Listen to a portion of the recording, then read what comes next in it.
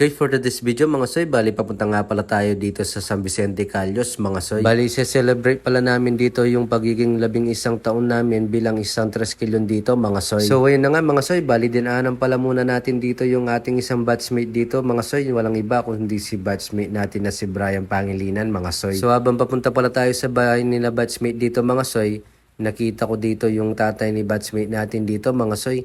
Hinahanda na pala niya yung isang bibe dito mga soy. Napag-usapan kasi namin dito mga soy na magkanya-kanyang dala kami para hindi gaanong mabigat sa bulsa mga soy. Habang inaantay pala natin dito si batchmate mga soy, isasarok muna natin pala dito yung kanyang tatay dito mga soy. Salamat pala kayang pamamulbol kayang bibi tamo Kenny Bapsoy. So yun na nga mga soy, bali tapos na pala dito maligo yung ating batchmate mga soy. Kapres na mo ka no.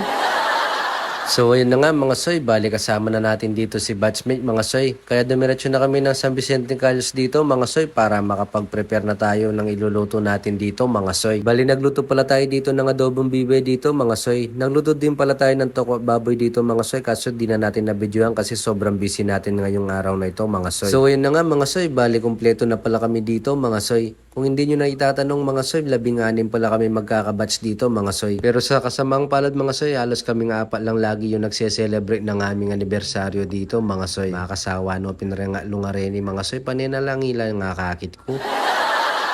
Bali shoutout nga pala sa mga kasintahan at mga asawa ng ating mga batchmate dito mga soy. So ayun na nga mga soy, bali sa mga oras na ito napakarami na natin nainom dito mga soy, kaya medyo makulit na tayo dito mga soy.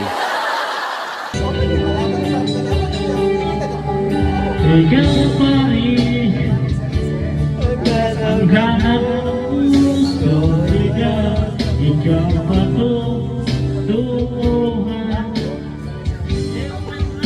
So ayun na nga mga soy, bali sa mga oras na ito naging singer na pala kaming lahat dito mga soy.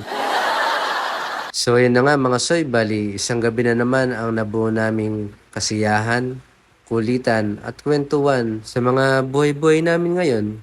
Kung ano ba ang nangyayari ngayon sa aming pamumuhay. So ayun mga soy, bali bago matapos yung vlog natin ito mga soy, nais ko lang batiin yung aking mga batchmate dito na Happy 11th anniversary sa ating mga soy.